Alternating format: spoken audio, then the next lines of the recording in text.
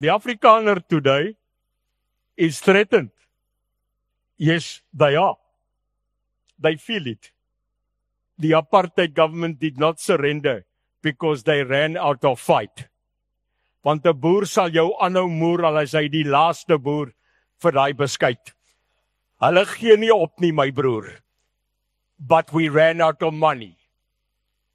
We could not keep the apartheid government going anymore because we didn't have the money to keep it going. Are they right or wrong? It is a democracy as far as I'm concerned.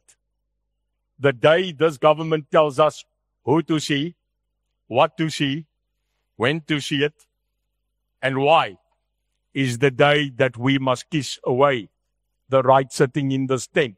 But I do not at one moment think that the Afrikaner people need representation, and therefore I support anybody speaking out to keep democracy going. Well, these